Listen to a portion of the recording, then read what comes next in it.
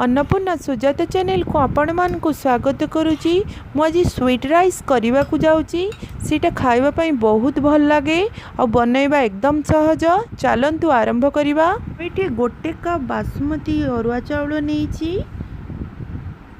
देखंतु एई टाइप रो ताकू पानी देई आमे भल भाबरे धोई दबा।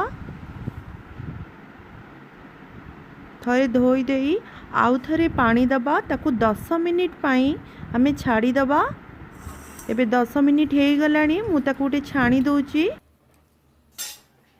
ये सबु सामग्री नउची हळदी चीनी मु एठी 4 चम्मच नेइची। किछि किशमिश काजू नेइची दालचीनी गुजराती लवंग गोलमरीच नेइची और 2टा तेजपत्र भी नेइची। जीरा मु एठी हाफ स्पून नेइची। मु एठी देसी गुआ घी नेइची 2 चम्मच नेबी। एबे प्रेशर कुकर को गरम करिबा। एथरे 2 चम्मच घी दबा। एटा मीडियम हीट रे बसेइबा। एबे हमर गरम हे गलानी आमे जीरा को पकेइबा।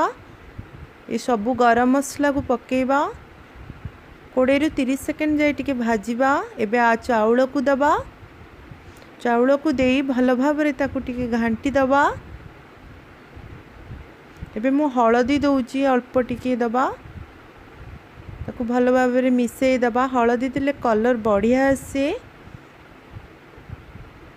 मु एठी किशमिश भी दे दउची काजू को भी देली। ताकू देई भल भाबरे ताकू घांटी दबा। 2 रु 3 मिनिट जाए ताकू भल भाबरे एमती भाजीबा चाउल को।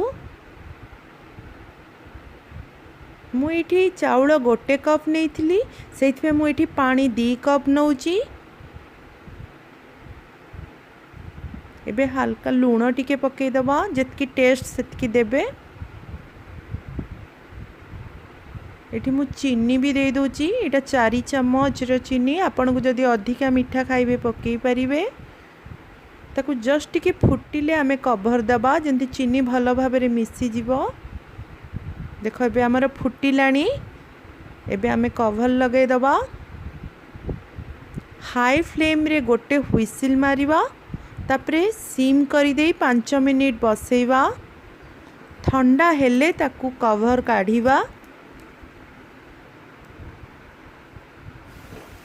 देखो एबे हमर ठंडा हे गलानी। आमे एबे कवर काढ़ीबा। देखो केते बढ़िया कलर आसी।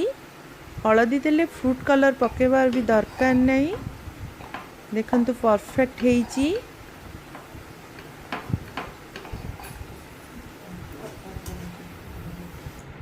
ताको एबे सर्विंग बाउल को काढ़ी दबा। राइस को आमे आलुदम सहित बहुत भल लगे। नॉनवेज सहित भी भल लगे। डालमा सहित भी भल लगे। आपण माने घरे निश्चय थरे ट्राए करंतु। भल लगे लाइक शेयर एंड सब्सक्राइब करंतु। Thank you.